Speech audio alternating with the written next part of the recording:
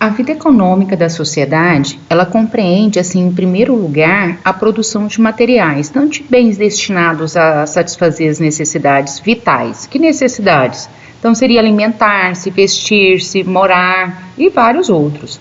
Agora, o desenvolvimento da produção, desde a gente pode dizer a pobre e limitada dos tempos primitivos, até a altamente mecanizada e automatizada dos nossos tempos, ele delimita, assim, em cada sociedade, em cada época, o nível alcançado pelo homem no domínio da natureza.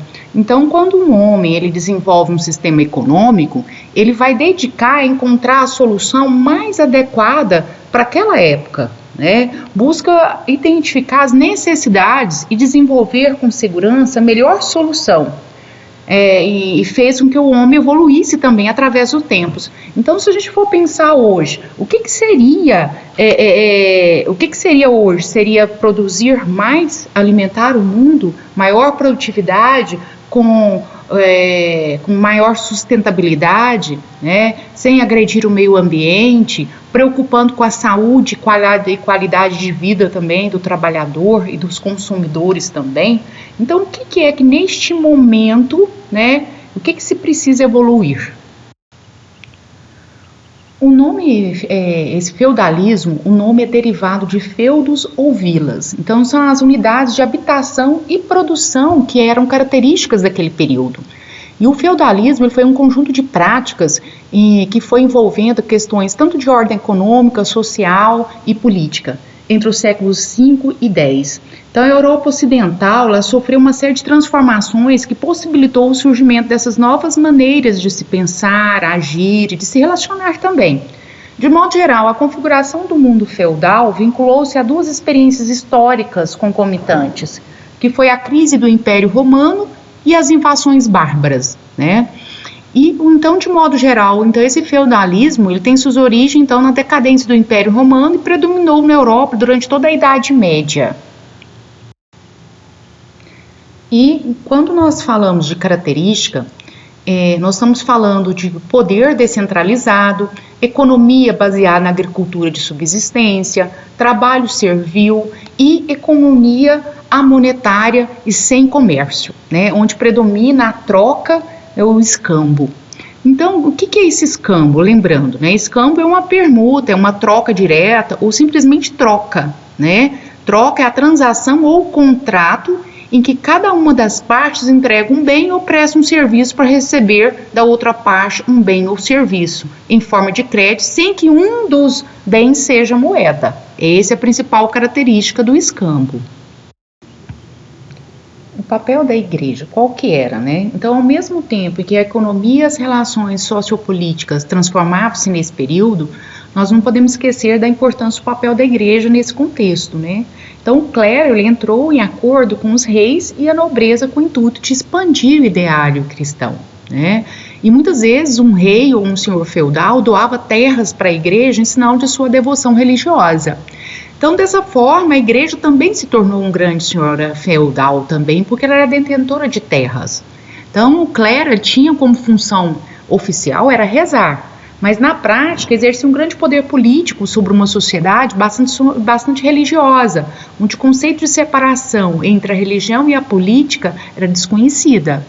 Mantinham também a ordem da sociedade, evitando por meio de persuasão a criação, né, e de justificativas religiosas. Então, se eu nasci servo, vou morrer servo, se eu nasci nobre, vou nascer... Então, era uma forma das pessoas, elas aceitarem a situação, não fazendo, gente, eu não estou fazendo nenhuma crítica, nós estamos falando de uma história. Quando nós falamos da nobreza, a nobreza também chamados de servos feudais, tinham como principal função de guerrear, além de exercer considerável poder político sobre as demais classes. Então, o rei lhes cedia terras e estes, né, juravam ajuda militar também.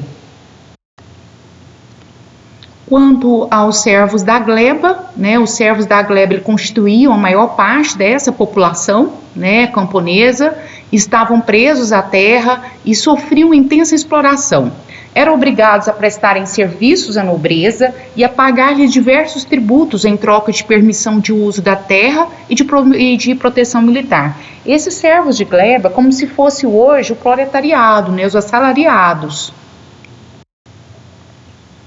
Quanto os vassalos ofereciam ao senhor, né, ou sucerano, a fidelidade e trabalho em troca de proteção e um lugar no sistema de produção. Essas redes de vassalagem estendiam-se por várias regiões, sendo que o rei, o sucerano, era mais poderoso do que, né, o vassalo. E quanto ao senhor feudal? Então, o senhor feudal representava a classe detentora de terras e eram divididos por diferentes títulos, né? Os nobres poderiam ser responsáveis desde a administração de um feudo até a cobrança de taxas ou a proteção militar de uma determinada propriedade. Na verdade, a autoridade exercida pelo senhor feudal na prática era superior dos reis, que não tinham poder de interferência direta sobre as regras e imposições de um senhor feudal no interior de suas propriedades. Então essa pirâmide ela vai apresentar, quando nós falamos de feudalismo, de N maneiras, porque na verdade o rei estaria lá no topo, mas quem exercia mesmo o poder de interferência direta era o senhor feudal. Em síntese, a sociedade era composta pelo clero, os que oram, a nobreza, os que guerriam, e os camponeses e servos, os que trabalham. E como que era a economia, né, nessa época? Então, a principal unidade econômica de produção era o feudo, que se dividia em 3 partes distintas: a propriedade individual do senhor, a chamado manso senhorio ou domínio, em cujo interior se erigia um castelo fortificado.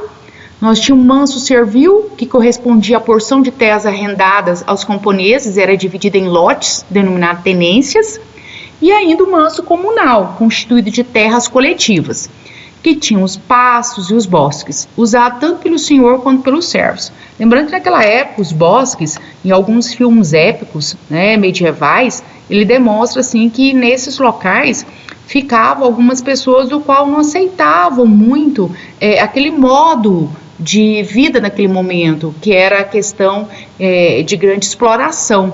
E aí a gente pode citar alguns filmes épicos aí, como Robin Hood também. Tem alguns filmes medievais bastante interessante que vai mostrar assim a principais aquela situação vivida na época medieval. Tem 2 filmes aí que eu recomendo a vocês, principalmente aí tem o Robin Hood, que é o arqueiro inglês, né, a origem da famosa lenda sobre o ladrão que rouba dos ricos para dar aos pobres, e é contada a partir de quando Robin Hood volta das cruzadas, e tem toda uma história, né, que tem que deixar curiosidade para vocês assistirem. O outro é Coração Valente, que no século XVII, século XVIII, né, o escocês William, né, ele lidera o seu povo em uma luta contra o rei inglês Edward I. Ele vai deflagrar uma violenta batalha com o objetivo de libertar a Escócia de uma vez por todas, e aí também tem toda uma história muito interessante. E tem uma frase aí que forte nesse filme, e que todo homem morre, mas nem todo homem de fato vive. Então aí 2 filmes aí que eu recomendo para ver um pouco dessa época medieval, para vocês conhecerem um pouco, tipo de curiosidade. E uma curiosidade aí, quando os servos iam para o manso senhorio, atravessava a ponte e tinha que pagar um pedágio, exceto quando para lá se dirigia a fim de cuidar das terras do senhor feudal.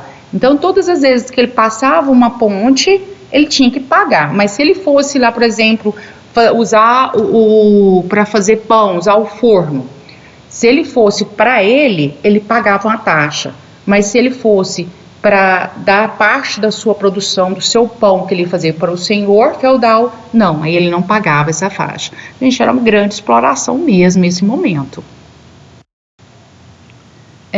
Devido ao caráter expropriador, né, de confisco do sistema feudal, o servo não se sentia muito estimulado a aumentar a produção com inovações tecnológicas, não.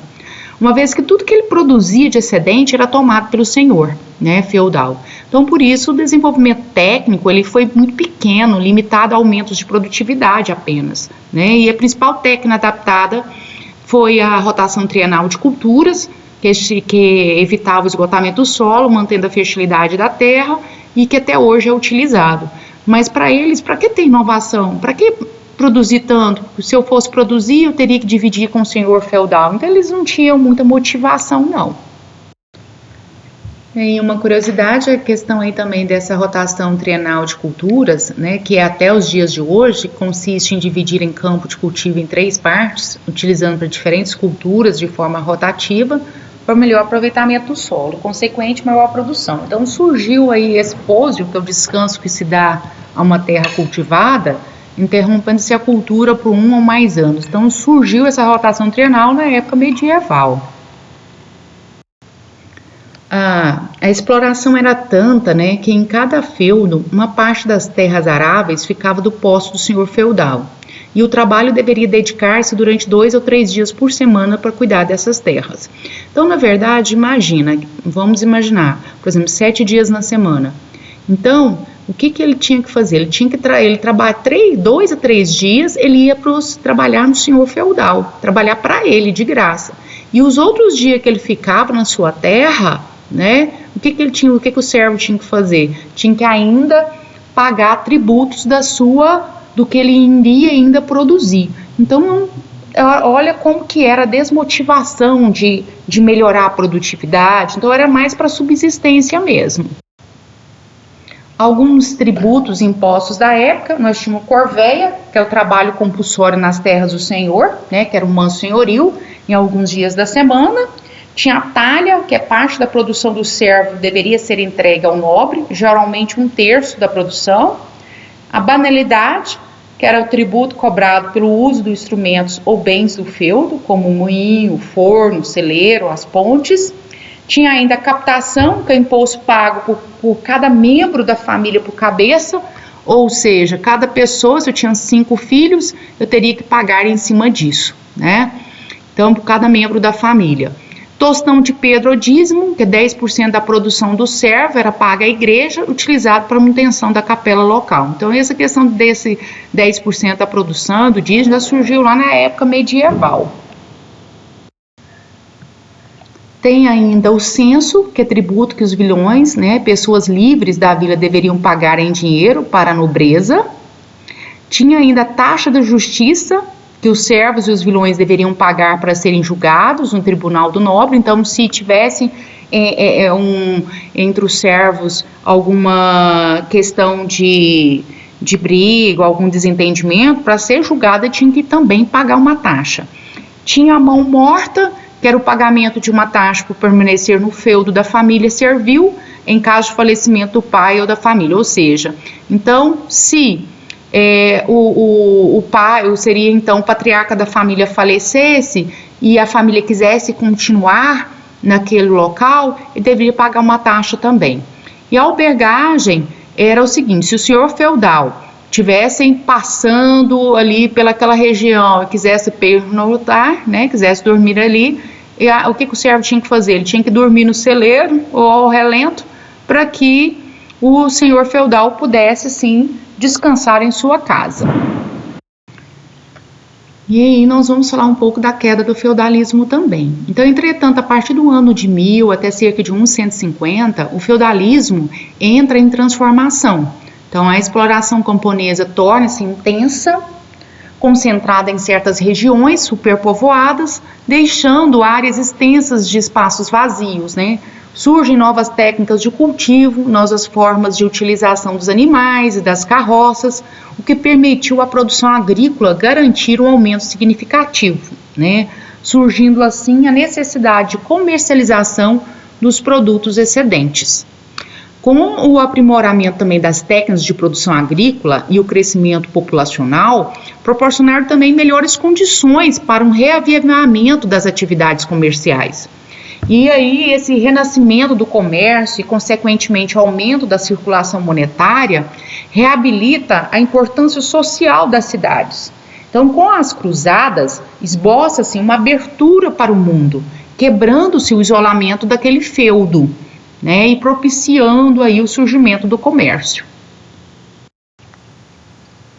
Uma curiosidade aí das cruzadas é que a cruzada surgiu por seus participantes se consideravam soldados de Cristo, distinguidos pela cruz nas suas roupas. Então, em nome de Cristo, eles iriam conquistar, né, novas terras, né, e aumentar aí o poderio do seu senhor feudal. E na Idade Média, toda a riqueza era guardada em cofres ou empregados para embelezamento. Então não havia assim, em que comprar, já que tudo era obtido pelo feudo, né? Então nós lembramos alguns filmes e algumas coisas, principalmente no Egito, a questão do ouro, né? Mas era simplesmente para o embelezamento mesmo, ele não funcionava muito como sistema de troca. Então, aí com as cruzadas, né, vamos falar um pouco das cruzadas, as cruzadas precisavam de provisões pelo caminho, e os mercadores os acompanhavam a fim de fornecer-lhes, né? E quando esses mercadores regressavam de suas jornadas, traziam consigo gosto pela comida, roupas, especiarias diferentes que haviam conhecido, né? E aí, quando acabava esses produtos, eles iriam buscar novamente. Então, aumentou a procura por esses itens. E assim começa, assim, com as cruzadas, o comércio. Aí, nós temos aí como que foi o início desse comércio, né? Surgiram as cidades, locais apropriadas ao comércio e logo eram povoadas. As cidades eram cercadas por altos muros e este local se chamava de burgo. Então, onde a grande parte dos mercadores, eles se fixavam em determinados locais. E onde ele ficava nesses determinados locais, eles iam criando, né? Foi surgindo aí as cidades. E os burgos surgiram na Idade Média, na época da decadência do senhor feudal, né, e o crescimento do comércio urbano. Por essa época, grande parte da população abandonou as plantações e foi viver nas aldeias, próximo aos muros dos castelos e dos mosteiros, porque eles estavam o quê? Cansados de viver naquela situação de servos. E aí começa a decadência, né, do sistema medieval. Os habitantes desse burgo, dessas cidades, dedicavam-se ao comércio e à produção artesanal, que era realizado por mestre em sua oficina. Então nós tínhamos um mestre ali da questão da confeitaria, da questão de roupas, do calçados. Nesse sentido, então, houve a evasão da zona rural para a cidade, a fim de procura de um trabalho qual foi desfazendo, né, dia a dia, e aí foi desfazendo esse regime feudal e vindo aí surgir umas novas classes. As terras da cidade pertenciam aos senhores feudais, os bispos, nobres e reis. Esses donos achavam que poderiam usar as mesmas terras rurais, urbanas, o que não aconteceu, porque as pessoas não começaram a aceitar mais aquela condição. Então houve lutas constantes entre o povo das cidades para derrubar os senhores feudais, abandonar as práticas feudais, né? Em síntese, gente, com o surgimento de outras necessidades primitivas do homem, surge o comércio com intercâmbio de mercadorias, ou seja, o antigo sistema de permuta toma um novo rumo com o aparecimento da moeda, dando assim uma maior agilidade nas transações econômicas. Então é o fim do escambo e o surgimento da moeda, o sistema de troca. E nesse sentido, de toda essa história que nós estamos vendo, né, falando, os camponeses rompem então essas amarras. Então o mercado crescera tanto que tudo que podia ser vendido, né, então eu poderia vender uma fruta, uma verdura, já não era mais a questão do escambo, cresceu a produção e, portanto, a familiarização com a moeda. E aí nós temos os artesãos, que é de grande importância. Então, o processo das cidades e o uso do dinheiro deram aos artesãos a oportunidade de abandonar e viver de seu ofício, né? Então, abandonar aquela questão da terra e viver do seu ofício, abastecendo um pequeno mercado em crescimento. Então, eu tinha o artesão, eu vou fabricar um sapato, né? E aí nós vamos ver que a gente vai ver com a evolução, né? Que antes também, aí ele fabricava um a um, pegava toda a qualidade daquele produto. Então, se ele ia fabricar um sapato, aquele artesão pegava do início ao fim. Só que de acordo com o crescimento das cidades, ele precisou crescer também a sua produção. E aí vem também o aprendiz, né? Então, que é a extensão do aprendizado. E essa extensão do aprendizado também, ele variava de acordo com o ramo da atividade. Então surge aí como se fosse o estagiário, né? O período habitual de aprendizagem variava entre 2 a 7 anos, quando o aprendiz era aprovado no exame e logo podia abrir sua própria oficina. Então, como que funcionava mais ou menos? Olha, eu quero aprender o ofício de sapateiro.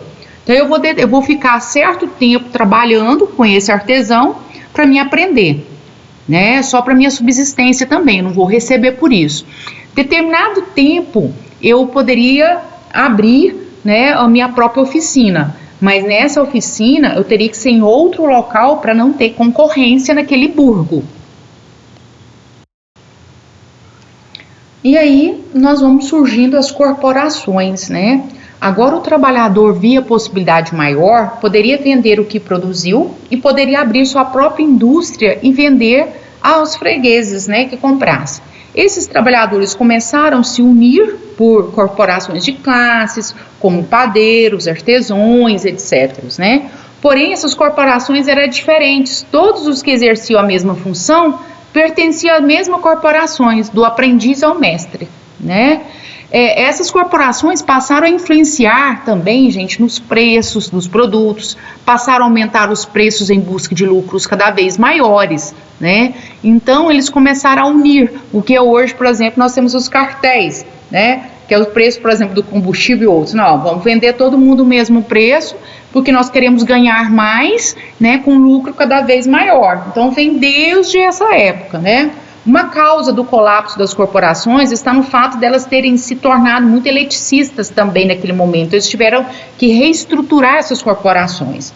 Passa-se a observar também a divisão cada vez maior da separação por classes nesse momento. Os trabalhadores se unem em torno das associações, enquanto os donos se unem em corporações. Assim surge a burguesia. Aí nós estamos surgindo novas classes sociais. Então, e quem era a burguesia? Então, eram os escritores, doutores, professores, advogados, juízes, funcionários, né? Então, a burguesia não era dona das terras, mas tinha capital e com ela desejava, né, adquirir seu poder político de forma a corresponder ao poder econômico que já tinha. Então, ela conseguiu adquirir o que desejava, impôs um sistema que observasse o seu poder, que é o capitalismo. Então, aí surge o capitalismo, né, que é o nosso sistema no Brasil. E aí nós temos também essa tomada de poder pela burguesia, né? Então a tomada de poder pela burguesia se deu uma reviravolta na indústria, que era há pouco tempo se deu um enorme salto em tecnologia. O capitalismo era agora o dono dos meios de produção, enquanto o trabalhador era dono de sua única fonte de renda, a força de trabalho. Surgem assim os sindicatos, que têm como pretensões lutarem pelos direitos dos trabalhadores contra as instituições patronais. E ao questionar o modo de proceder do capitalismo, emerge as ideias socialistas de Karl Marx também, que faz análise crítica sobre a produção capitalista. E aí nós temos vindo as ideias econômicas surgindo também, né? Então as modificações das condições econômicas provocaram uma modificação das ideias econômicas, né? Nascendo a lei da oferta e da procura. Também nesse momento a gente já começa. Com isso, aquele justo preço foi derrubado e substituído pelo preço de mercado. Então, se eu tenho muita procura de um determinado produto, o preço dele tende a subir. Se eu tenho pouca procura de um determinado produto, o preço tende a baixar. Então, a lei da oferta e da demanda já começa por aí, né? Assim como modificou o conceito de preço também. Também a organização das corporações foram modificando, né? E aí nós temos o crescimento, começam a surgir mais inovações. Enfim, da Idade Média, tudo se modificou no fim, né? Surgiram nações, as divisões nacionais se tornaram acentuadas, apareceram as literaturas nacionais, as regulamentações nacionais para a indústria e substituição às locais, né? Também eles foram surgindo porque eu não vou produzir apenas por essa região, eu vou produzir para outros países. E aí também surgem as regulamentações também. As antigas instituições que haviam servido a uma finalidade na velha ordem entraram em decadência e novas instituições tomaram lugar, né, também. Anteriormente não havia um sistema nacional de impostos também, mas com o crescimento da economia monetária, Os impostos podiam ser recolhidos em dinheiro e não faziam mais as doações de terras. E aí vem surgindo uma nova ordem monetária também. E aí a gente vai começar a falar da Revolução Comercial. Com a descoberta da Vila do Cabo de Boa Esperança, o Atlântico se tornou a rota mais importante, porque agilizou o tráfico e ascendeu a eminência comercial em Portugal, Espanha, Holanda, Inglaterra, França também, sendo esse período chamado de Revolução Comercial.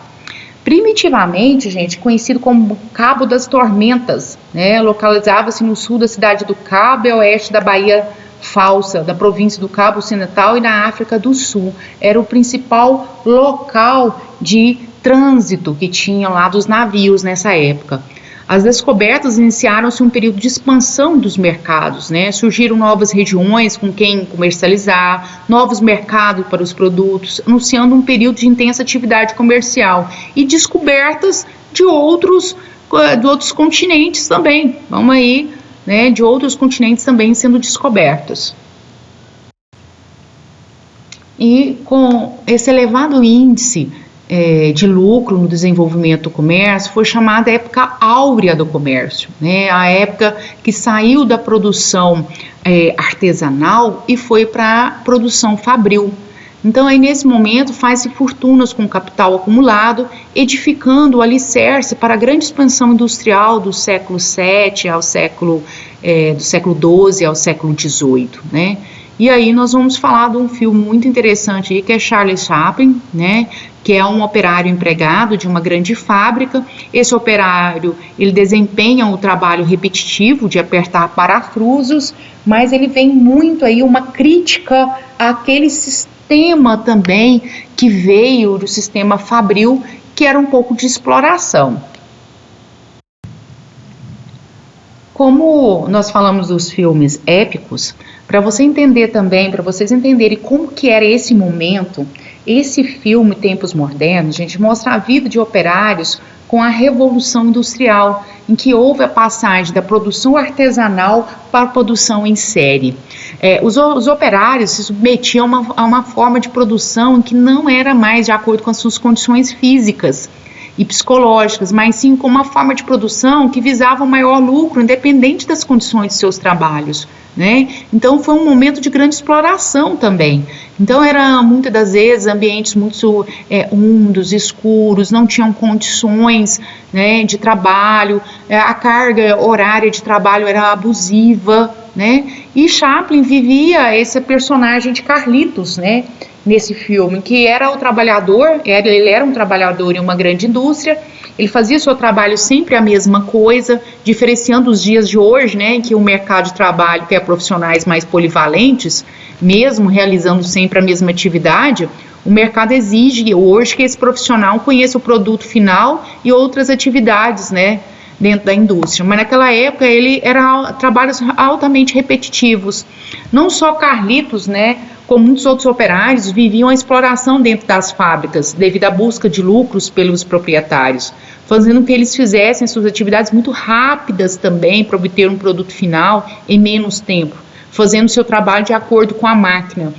Nesse momento também existia muito retrabalho, porque o que eles mais queriam era uma produção em série, produzir muito. Às vezes esse produzir muito não saía produtos de muita qualidade também, né? E foi a partir daí, dessa produção em série, que foi surgindo também os sistemas de gestão de qualidade. Esse filme realmente ele é muito rico para entender esse momento, né? E na realização de sempre a mesma atividade, e Carlitos aí, né, que era o ator que estava representando, né, fazendo essa crítica a esse momento. Então esse Carlitos teve um colapso nervoso, não conseguindo mais parar de fazer os movimentos que fazia muito rapidamente dentro da fábrica, sendo levado a um hospital. Contando um pouco da história para vocês terem curiosidade de assistir esse filme, pelo menos parte dele. E as greves e manifestações dos empregados eram agressivamente reprimidas pelas autoridades também naquela época, defendendo dessa forma os interesses capitalistas. Então as greves eram muito reprimidas, né? Mas a partir das greves, né, que hoje existe melhores remunerações, diminuição da jornada de trabalho, melhores condições para o trabalhador. E foi naqueles sindicatos que eles começaram a se formar, mas foi muito difícil esse início, né? Então assistam aí um pouco para vocês entenderem. É um filme que mostra uma análise crítica muito interessante dessa época, que é a passagem do sistema fabril, artesanal para o fabril, e as péssimas condições. E aí também a saúde do trabalhador também, onde surgiu, naquela época não existia a palavra ler, mas os movimentos repetitivos traziam, sim, problemas de saúde muito grandes para o trabalhador. E o aparecimento falando da indústria, aí nós temos o aparecimento da máquina movida a vapor, foi um nascimento do sistema fabril muito importante, né? As primeiras máquinas a vapor, a primeira revolução industrial, a gente considera, foram constituídas na Inglaterra durante o século XVIII. Retirava a água acumulada das minas de ferro, de carvão, e aí começava a fabricar os tecidos. Graças a essa máquina, a produção de mercadorias aumentou muito e os lucros dos burgueses, donos das fábricas, cresceram na mesma proporção. Por isso, os empresários ingleses começavam a investir na instalação de indústria. Mas aí, na primeira revolução industrial, o que se destaca é a máquina a vapor e principalmente as indústrias têxteis na Inglaterra. E quando nós falamos desse sistema com sua organização eficiente e sua divisão de trabalho, representou um aumento tremendo da produção nesta época, né? E aí houve a Revolução Industrial e também uma Revolução Agrícola, porque foram introduzidos novos produtos com novos insumos também. Até os animais, o gado, foi privilegiado com o desenvolvimento agrícola, pois eram melhor alimentados. E também muitas experiências para melhorar a qualidade das raças. Então aí começa a surgir também para a área rural, né, maiores inovações. Com a Revolução Industrial e Agrícola houve a melhoria dos sistemas de transporte, as estradas antes péssimas e que dificultavam o escoamento das mercadorias foram aí no século XVIII melhoradas e seguiram aí a ferrovia e o navio a vapor, né, na vapor também. E surge a segunda Revolução Industrial, né, que é iniciada na metade do século XIX e envolveu uma série de desenvolvimento dentro da indústria química, elétrico, petróleo, aço, né, que é o ouro negro aí, que é conhecido como petróleo. Uma curiosidade aí sobre a questão de horas de trabalho, né? Horas de trabalho por semana para os trabalhadores adultos nas indústrias têxteis naquela época, em 1780, eram em torno de 80 horas por semana, 1780. Em 1820 era em torno de 67 horas por semana, em 1860 53 horas por semana, 2007 46 horas por semana. Não, gente, hoje nós falamos de 40 horas por semana. Nós fazemos mais muitas das vezes, mas existe uma hora extra. Naquela época não existia. Mas também não são todas as empresas que ainda pagam. Mas assim, era abusivo a forma de trabalho, né? E segundo a teoria marxista, o salário corresponde ao custo de reprodução da força de trabalho, ou seja, o valor mínimo necessário para que o trabalhador sobreviva. Esse nível de mínimo de subsistência, ele vai variar também historicamente, né? Os trabalhadores, notadamente a partir do século XIX, passaram a pressionar os patrões, reivindicando melhores condições de trabalho, maiores salários e crescentes reduções da jornada de trabalho também. Com maiores salários, o conjunto de trabalhadores, ele pôde também elevar o seu nível de consumo, tornando possível também a produção em massa de bens de consumo. Ou seja, se o salário que eu recebo, ele dá para minha sobrevivência, para o mínimo de alimentação, ele começa a sobrar mais que para minha subsistência, eu vou comprar um sapato melhor, uma roupa melhor, ou seja, aumenta a produção aí, o consumo e a produção em massa.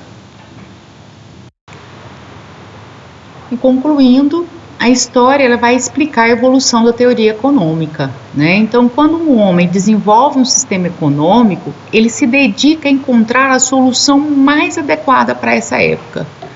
Em suma, progredimos e enriquecemos nosso intelecto com a adição de conhecimentos que nos permitirão contribuir para o melhoramento futuro, analisando aí tanto o passado e nele tirando ensinamentos e soluções para a vida.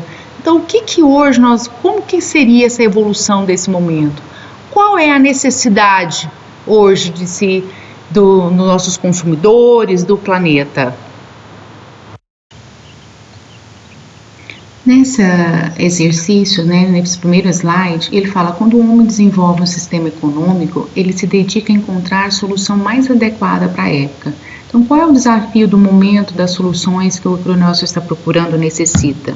Então, o que busca identificar é a necessidade, né, e desenvolver com segurança a melhor solução para um problema atual. Quais seriam esses problemas atuais se nós formos pensar? Por exemplo, nós temos o desperdício da produção, que é aprender a manusear, armazenar de forma adequada para evitar a perda daquilo que já foi produzido. Nós temos a preocupação social e ambiental também, né, com produção sustentável, trabalhar com a qualidade de vida das pessoas que trabalham no campo e ter controles ambientais, né? E hoje um outro grande problema seria a falta de mão de obra no campo. Então, qual é o desafio do momento? Quais seriam essas soluções, né? Então, várias são as respostas, depende da linha de raciocínio que você for levar na resposta desse exercício.